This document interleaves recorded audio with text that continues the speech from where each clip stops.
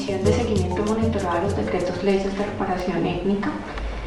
especialmente el tercer y cuarto informe que corresponden a los años 2015 y 2016, y les voy a hablar en concreto de las conclusiones y recomendaciones que hace la Comisión de Seguimiento precisamente a la política pública y a la implementación de los decretos. Falta resaltar que de la Comisión de Seguimiento hacen parte la Procuraduría General de la Nación, la Contraloría y la Defensoría del Pueblo. En ese sentido comienzo por decir que para el informe de 2015 una de las primeras conclusiones fue que no existe claridad en el desarrollo del proceso de consulta previa frente a los temas de reparación. Es decir, la consulta previa ha tenido sus etapas, digamos así, la han venido haciendo, y el Ministerio del Interior ha intentado o ha expedido, digamos, unas directivas que nos hablan de unas fases específicas y el objetivo de cada una de esas fases. La Corte Constitucional, a través de su jurisprudencia, digamos, ha hecho un gran desarrollo de este derecho, pero a la hora de pasar ese proceso a temas de reparación colectiva no fue fácil. Y lo primero que detectó la Comisión es que no estaba claro cuál era la finalidad de cada una de las etapas y cómo se debía abordar. Como era una metodología en construcción, una de las cosas fue que comenzó a provocar atrasos. Permanentemente en los procesos se construía la metodología, ya que no estaba clara desde el inicio. Y cuando hablo de la metodología, no es de la metodología de caracterización de daños que se debe construir efectivamente para cada proceso con cada comunidad, sino de la metodología del desarrollo de la consulta previa en sí misma y sus fases y sus etapas. Una segunda conclusión de la Comisión era que debía de fortalecerse el rol del Ministerio Público como coordinador y garante dentro del proceso de consulta previa. Si bien es cierto, el coordinador del SNARIF es la unidad para las víctimas, la UARIP, el coordinador del proceso de consulta previa es el Ministerio del Interior, a través de la dirección que le corresponda, en este caso a través de la Dirección de Comunidades Negras. Y la Comisión de Seguimiento detectó que ese rol debería de fortalecerse. Se evidenció que no había una buena articulación de trabajo entre la unidad para las víctimas y la unidad de restitución de tierras, sobre todo en lo relacionado con la caracterización de daños. Como ustedes conocen, los decretos, especialmente el decreto 4635, que es el que hoy nos convoca, habla de la caracterización de daños no solo para el proceso de reparación, sino para el proceso de restitución de tierras, de territorios. Las comunidades estaban viendo abocadas a ser doblemente caracterizadas, lo que la Comisión considera pues que puede constituir algunos aspectos de revictimización, y no solo eso, sino el tema de recursos, el tema de articulación real de las entidades para el trabajo con las comunidades. Entonces, y se sugirió que se articularan estas dos entidades, sobre todo en esta fase de caracterización de daños, sobre todo entendiendo también que el proceso de reparación integral es uno, y que parte de la reparación integral está el tema de restitución de territorios, y no son dos elementos aparte que puedan caminar aislados. Se evidenció con preocupación una lentitud en los avances de los procesos de reparación. Un poco lo que pasa es que la confianza que se logra construir entre la institucionalidad y la comunidad en las fases de identificación que a veces lleva a cabo la UARIP, o en la fase de registro que lleva a cabo la Defensoría del Pueblo, y una vez tomada la declaración y surtido este trámite, pues se demora en iniciar la ruta. Entonces nos encontramos que las comunidades, al cabo de meses y muchas veces de años, el requerimiento era: ok, ya rendimos la declaración, sabemos que estamos incluidos a quienes les habían notificado del acto, porque otros no, ¿y qué pasa ahora? Entonces digamos que la brecha momentánea entre el rendir la declaración y la valoración y el inicio real del proceso como ruta de reparación como tal, lo quebraba, digamos, un poco ese espacio de confianza que ya había sido construido con las comunidades. Los criterios para establecer los montos de la indemnización en términos de reparación colectiva, según los decretos, deben de ser concertados en el proceso de consulta previa. Digamos, para esto la unidad expidió una resolución y un poco lo que dice la comisión de seguimiento es, ojo, que según los decretos esto deben de ser consultados en el proceso de consulta previa. Y en ese sentido también la comisión consideró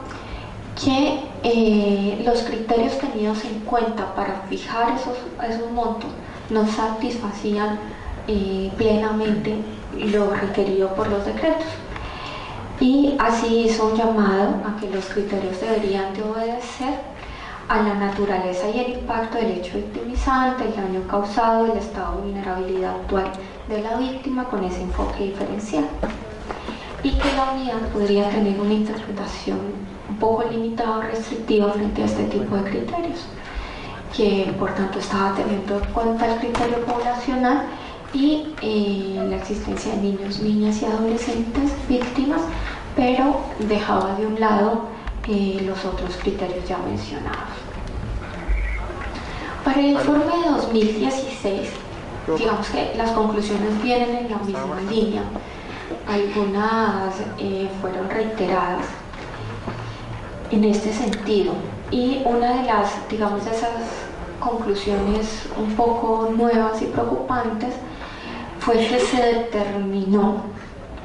que persistía un vasto desconocimiento de las entidades territoriales dentro de su rol, en el rol que tienen dentro del proceso de reparación colectiva. Es decir, las entidades territoriales no participan desde el inicio en los procesos, y cuando llegan a la participación desconocen un poco cuál es su rol y cuáles son sus competencias. Las solicitudes que las comunidades hacen en la etapa de los planes, de la formulación del plan integral de reparación colectiva, están siendo consignadas de manera adecuada, de tal manera que quedan compromisos en términos de gestión,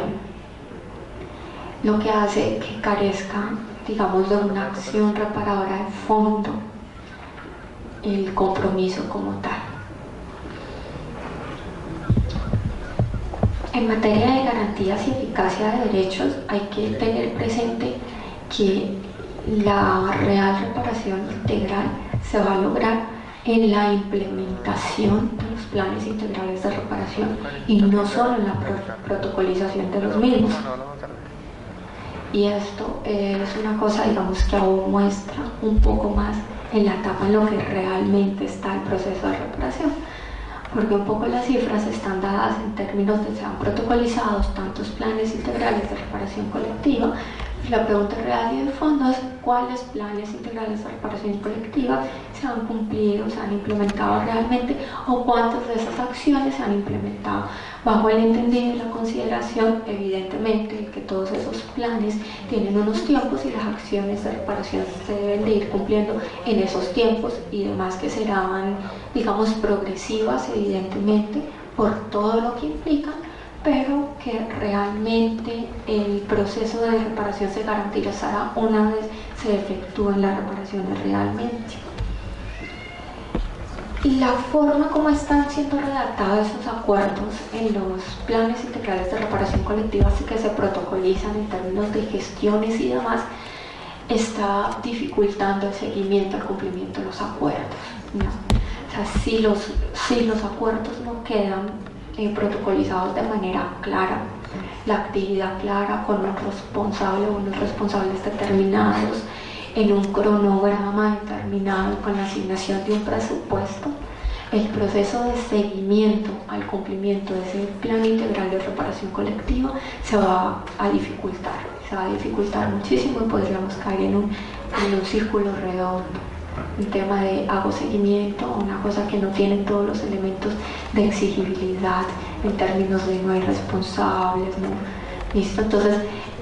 para las comunidades que están en esos procesos de reparación, es poner los 5 sentidos en que, como estén redactados los acuerdos, permitan no solo el cumplimiento, sino el seguimiento efectivo al cumplimiento de los planes.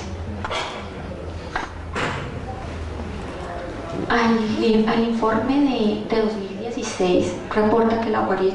afirma que había logrado protocolizar 3 PIR, y en realidad solo están refiriendo a lo que les decía, en realidad solo se están refiriendo a la protocolización de los planes integrales de reparación colectiva, pero no a la efectivización o el cumplimiento de los mismos. Dice, los planes integrales de reparación colectivas, como están siendo desarrollados, están generando grandes y falsas expectativas a las comunidades, y con eso hay que tener mucho cuidado. Parte de lo que ha insistido la Defensoría del Pueblo es y los acuerdos a los que se deben de llegar deben de ser acuerdos reales y cumplibles, porque si no, si a la comunidad se generan unas expectativas que no se van a cumplir, bueno, la frustración del proceso va a ser mayor y se puede estar pasando por un tema de revictimización. Entonces también tener muy en cuenta esto frente a los compromisos reales a los que se llegan, cuáles son esos roles reales de las entidades, hasta dónde llegan esas competencias, a cargo de quién estaría, y si efectivamente es cumplible o no el acuerdo.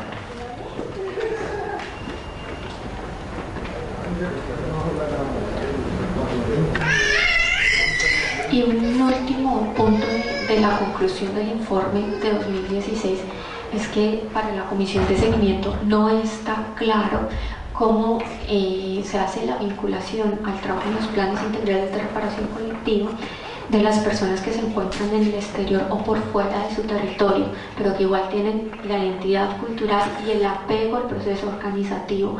Y no son pocos los casos, ¿no? Hay muchos líderes desplazados, muchos aún exiliados.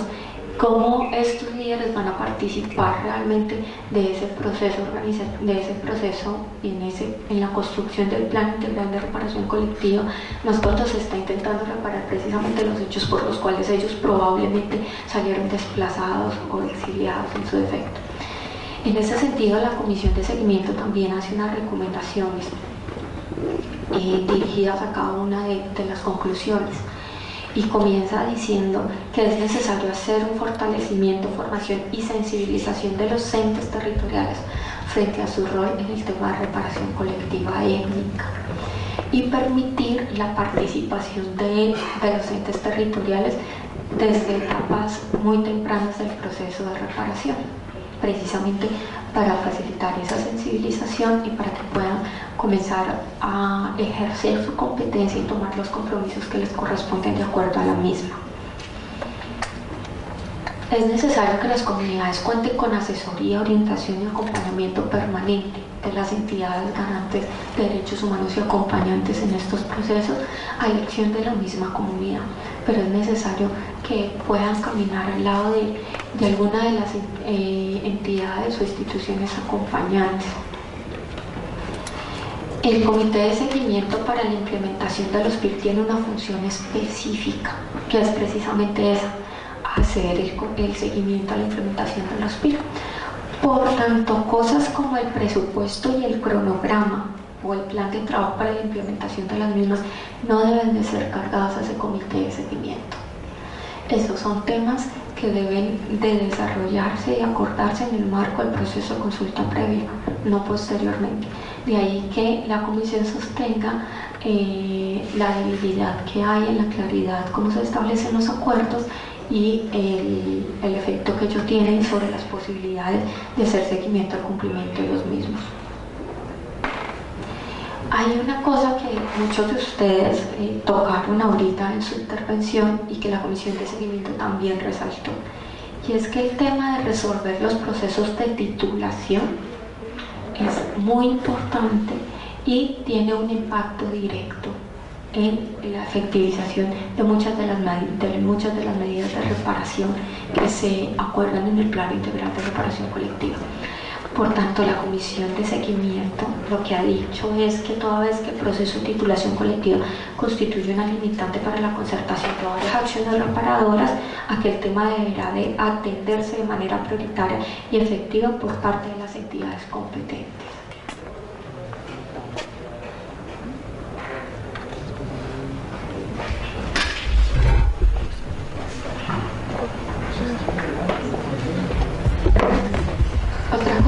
sobre lo que la comisión decidió llamar la atención es que se pueden hacer protocolizaciones parciales, es decir, hacer protocolizaciones totales con temas pendientes y dejarlo para segundos momentos o terceros momentos no es sencillo y dificulta el seguimiento. Entonces, un poco lo que está pasando, y era por eso que les decía que cargaban un poco el tema de la comisión de seguimiento. Si hay acciones que no se han acordado por temas de los que no se han acordado, se puede protocolizar, pero lo que ya se acordó de lo que no se ha acordado todavía no se protocoliza. Eso se llama protocolizaciones parciales, pero hacer una protocolización total con temas que aún no estén definidos es complejo para el futuro seguimiento del cumplimiento de las acciones. Es necesario que las acciones reparadoras que se concerten frente a cada una de las medidas de reparación colectiva sean consagradas en términos claros, concretos, realizables y exigibles, y que frente al mismo proceso de consulta previa se le asigne no solo un responsable, sino un recurso y un tiempo de ejecución. Y esto es lo que ha venido insistiendo la Comisión del Ministerio Público para el seguimiento, el cumplimiento de los acuerdos. Y por último, la Comisión recomienda que se deben de vincular para el tema de caracterización de daños a personal de la comunidad, y lo mencionaba una de las personas aquí presentes. ¿Quién más que la misma comunidad para contarnos cuáles fueron los daños causados, los daños sufridos en el marco de ese conflicto armado? Evidentemente con la ayuda y participación de expertos que puedan sistematizar un trabajo, que puedan dar cuenta de un trabajo técnico, pero es importantísima la participación y la voz de las comunidades en este sentido.